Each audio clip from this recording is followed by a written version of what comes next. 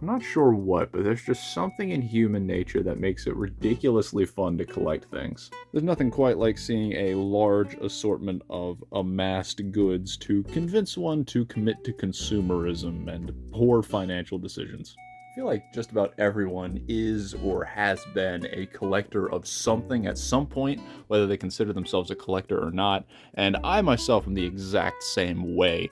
I've had a variety of interests throughout my life, and have collected a variety of different things, I guess, looking back upon it. So yeah, I thought it'd be fun to do a little vlog detailing some of the things that I have collected throughout my life. Starting with this, video games, definitely my largest collection, and certainly the one I have put the most time and effort, and most importantly, money into. I haven't been a collector of games for a terribly long time, but I am quite proud of how my collection has grown, especially within the last year or so. It's definitely gotten up there in scale, and has increased in size quite dramatically. Almost at an alarming rate, I would say. I have done dedicated videos for the game collection in the past, and we'll probably do another one before too long. I'm thinking, probably around New Year's or so. So today's not going to be much more than just a very simple overview.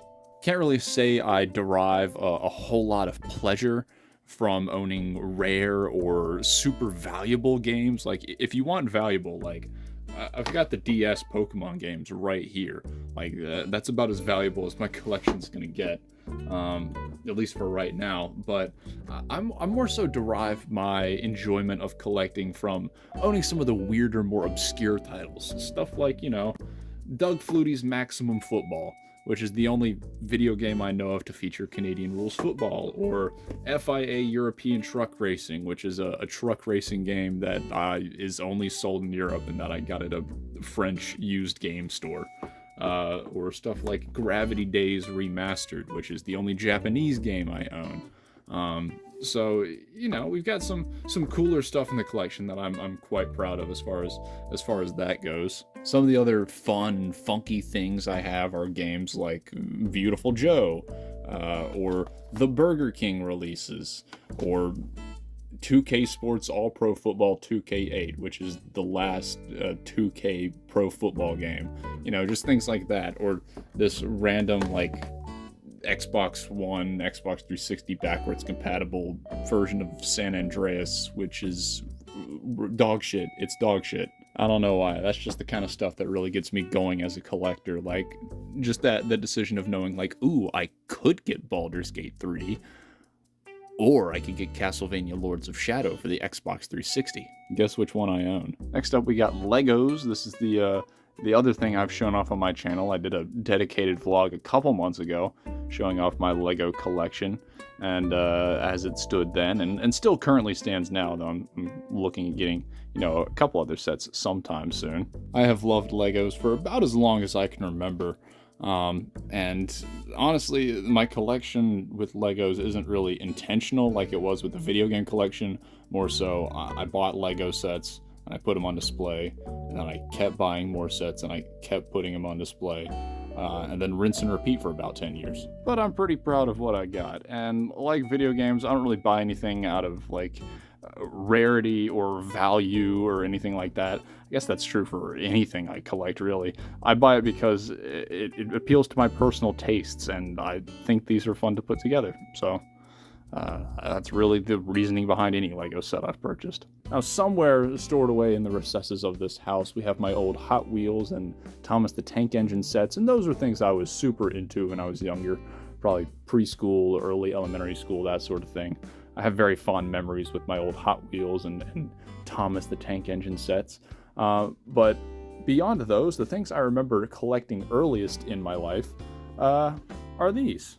Trading cards, or specifically Pokemon cards. I got really into Pokemon when I was in elementary school, and trading cards was definitely the easiest and probably most exciting, accessible way to get into Pokemon. We had no idea how to play the game, but we had our fun regardless. Now, all of my best or really interesting cards were given away long ago. All of my X's and EX's and that sort of thing.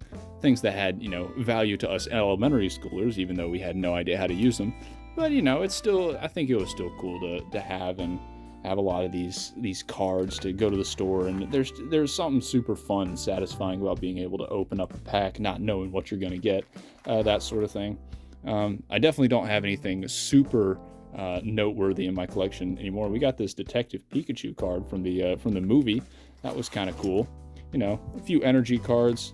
I think somewhere in here I've got, yeah, some old Japanese cards. I didn't really know what to do with those, but I thought they were cool.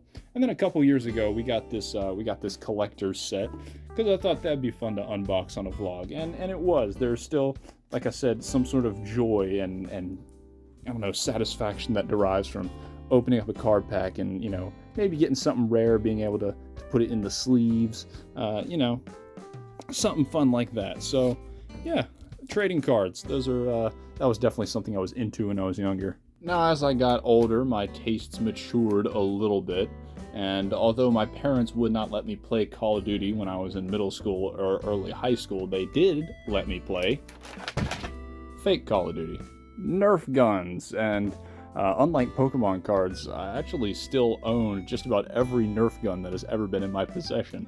And when I say every, I mean every, even dating back to the time of old colored Nerf logo. So yeah, but yeah, we've definitely had a few ups and downs over the years. My first big Nerf gun, I guess, was this, the Raider CS-35. I got this, I don't know, middle school, something like that. And that's really when I got into Nerf guns super heavy, I would say. And I was super into these. I followed them probably throughout early to mid high school. I was never really able to buy a ton of these. I never got into ever had the opportunity to go to a ton of like Nerf wars. Not that there were really any in my area. But you know, I had a fairly decent collection just in case. And as you can tell, I got super into this stuff. Like I made rubber or duct tape bandoliers for my guns. I had like, you know, rubber magazine cases that would strap onto your thigh, that sort of thing. And even when the Rival series came out, this stuff, I bought paintball rigging, like to fill these tubes up with like extra Rival ammo. Like I got really into this stuff. The fact that I still own all of this is kind of a miracle. I've honestly kind of forgotten about some of the guns I've owned over the years. It's kind of wild to think that I still own this and was super into such a, I don't know, I don't want to say it's a niche activity, but I was really well prepared for something I knew was probably never going to happen and I was never going to have the opportunity to do. But man, I love the idea of having like a massive Nerf war with my friends. Just didn't like the idea of cleaning up afterwards. Also, I just dug this out of the bottom of my Nerf, I don't know, container. This is a super obscure thing that I forgot about. This is like a phone mount or case. You mount it to the top of your gun, and your phone was supposed to slide in there, and there was an app you could download where the camera of your phone, it would show the camera, and that would act as like a scope or a target for your Nerf gun. I don't know. One of the more obscure items I guess I own from back the old Nerfing days. Glass bottles. This is definitely one of the weirder things that I collected, but hey, I actually kept up a pretty significant collection throughout middle school and high school, and even the early parts of college. I was buying glass soda bottles and adding them to the collection. Now, my collection used to be a fair bit larger. In fact, you can see it quite clearly in some of my older vlogs. I actually went through quite a bit of a culling earlier this year, where I got rid of probably 3/4 of the collection. Of the bottles I own, I still kept quite a few because, for various reasons. Some I kept because I thought the labels looked cool, or some I kept because the bottles themselves looked cool, like this diamond pattern on the Barks bottle. I thought that was neat. Some of these I have fond memories of the soda itself, or at the very least, interesting memories of the soda, things I've never really seen before or tasted anything like. And some of these are just limited edition bottles, like this Coca-Cola California Raspberry and Georgia Peach flavors that came out when I was in like junior year of high school, something like that. I don't know, I snatched those up, and I remember them being pretty dang good, actually. I may end up reducing the collection even further at some point, though the bottles I certainly will not be getting rid of are these, my foreign soda bottles. I'm sure you guys might remember the Polaner Spezi as well as the Almdudler from last year's trip to Germany and the vlogs associated with. I'd love to get a nice shelf or some sort of display for a lot of these soda bottles, because some of these are just straight up cool, like this Royal bottle, which is not only really cool shaped, but is like the Philippines branding for Fanta, or Sarsi, which is a sarsaparilla cola from somewhere in Asia. I'm not sure where exactly, but it's not good. It definitely makes up a fairly significant part of my life. I think for a good many years I would have considered myself a soda connoisseur, and I was probably a little too proud of that fact. Now, as I got into college, I became a little more fashion conscious, and so my sophomore year, I really got into shoes, no thanks in part to Gray. He definitely got me really into shoes. I initially got into it to try and buy and resell and make a little bit of side money off of it, and then just ended up buying shoes for myself anyways. So, yeah, that worked out very well. Definitely one of the more expensive hobbies I've ever had, though. Again, I was mostly just buying shoes that interested me or I thought would be cool to wear, that I liked the look of and or meaning of. I definitely have some more meaningful shoes in my collection, like these Nike Blazer Infinites. This was the first, I guess, kind of cool pair of shoes I owned that weren't just like beater pairs of Reeboks. I really like the Blazer line of shoes, and the Infinite is kind of weird. It's got this thicker faux leather upper and lots of rubber detailing. Definitely a weirder entry into the Blazer line. I guess a weird subset of Blazer shoes, but I think the black and gray ones are definitely the best looking. We've also got the Jordan 11 Cool Grays, definitely one of the more valuable pairs of shoes in my collection, and definitely my favorite pair of Air Jordans overall. I love the silhouette of the 11. It's so funky and fun, and the colors used, it's just, I love the cool gray colorway, the blue with the gray on gray. It's just, it's so nice. It's a beautiful shoe and a super versatile one at that. But I think my favorite pair of shoes overall is these, the New Balance 327 Stods in the light blue sea salt colorway. This is a super obscure shoe. I've never seen anyone else wearing it, which is weird because I saw it online and thought it was super hot and got in line to buy them, and for some reason was one of the first people in line to buy them online. And so I got a pair, and I've definitely never seen anyone wearing these, at least not in my size. I have a 15 or pair of 15s, and I don't even see those on StockX at all. I don't have see a size 15 listed, and yes, I am a size 15. I have big feet. Don't judge me. I mean, you can see I've definitely used these quite a bit. Not that the build quality is super nice, but you know, the sole is starting to wear, and you know, the midsole is starting to crease a little bit, and we've got the end of the outsole coming up a little bit here, so I need to get that glued down and the suede cleaned and all of that. But despite that, this is still, I think, just such a good looking shoe. The light blue on the off-white, the light gray, the gum outsole. I love the 327s. I love New Balance as a brand. A lot of their looks, their style.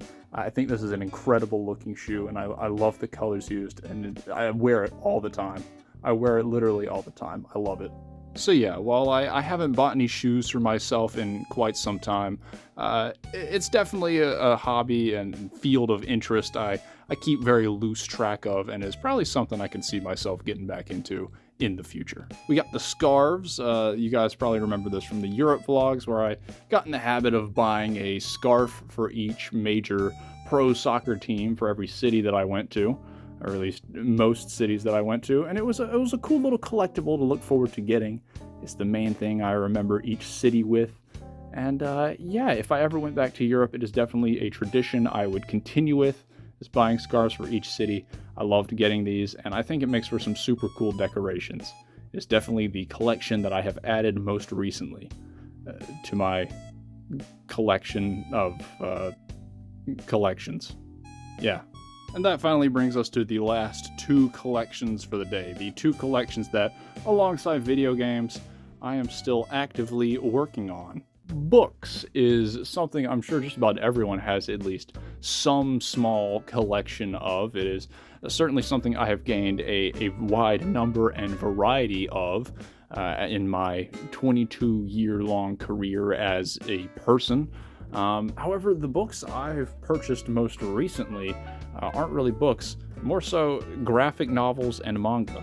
This is my collection of manga and graphic novels. It's not a particularly large one, I know, but I'd say I got into graphic novels when I was really in middle school. I mean, I've always really liked reading, but I got into graphic novels in middle school, and just, for some reason, it was a medium that really resonated with me. I think because I've always, like, whenever reading, I always try to imagine, like, what the characters are doing or what they look like, and I'm trying to imagine out the sequence in my head and trying to basically depict the book as if it was a movie in my mind. And then graphic novels come along and they kind of already do that on the page, and so I don't know, for some reason I always really liked graphic novels, and so I didn't start collecting them until very recently, but man, it's super fun to, every time I go into a Barnes & Noble, which, love Barnes & Noble, it's one of my favorite places, but every time I go into a Barnes & Noble, I browse the shelves and see, okay, what's in my wallet, what am I getting for today, you know? I almost always pick up a copy of something when I'm in there. The only two series of manga I collect are One Piece and Berserk. One Piece because it was my first manga and I still absolutely adore it.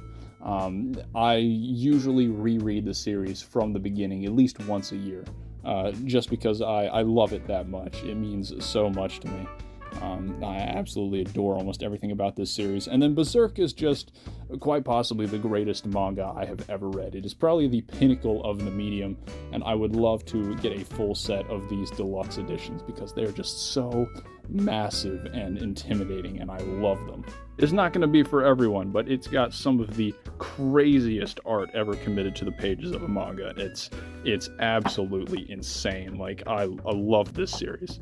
It's awesome. However, my love for comics is not limited to just manga. I absolutely adore graphic novels as well. We have Persepolis, Maus, The Invention of Hugo Cabret. These are all phenomenal stories that have been lauded by almost anyone, and I highly recommend them as well. They're just absolutely phenomenal works, and they really show what exactly can be achieved with comics.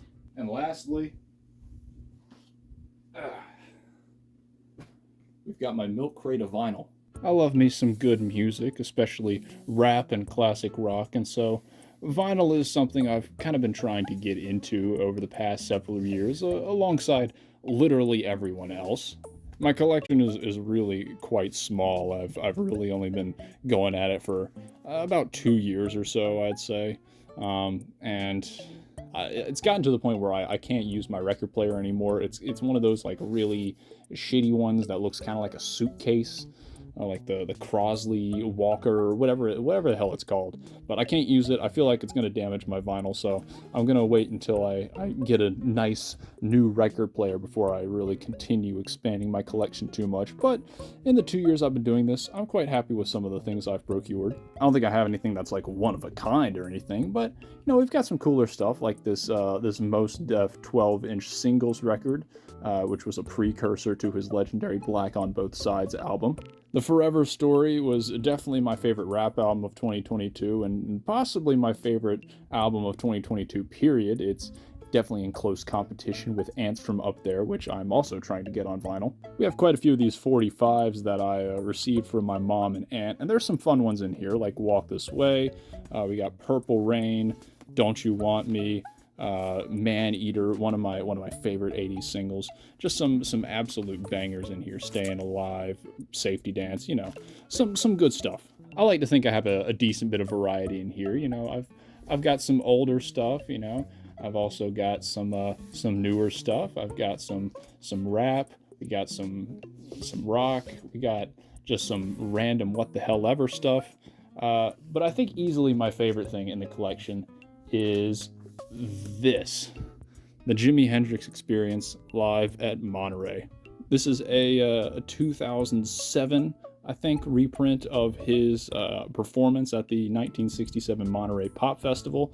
It's of the ones I own, this is the only one that's numbered, so I guess it's kind of rare and it's kind of valuable, but this is just such a cool collector's piece to own, I think. I mean, I own quite a few modern reprints, but this is the only one that really feels like weighty and substantial. Like, this feels like a quality piece of vinyl right here. We've got some awesome photos from the performance on the covers as well as on the inside sleeves. And what's really cool is we've got this bonus insert right here that features more, images and art from the festival, as well as an interview with Mitch Mitchell, the drummer for the band. So, I mean, it's a really cool little collector's piece, I think, and it's an awesome way to commemorate one of, in my opinion, the band's most legendary performances, because this is one of my favorite bands out there. So yeah, that's my collection of collections. I hope you guys enjoyed this little vlog that we got going on for you. So yeah, thank you guys for enjoying. Hopefully this will tide you over until the next episode of Dr. Dray. So take care.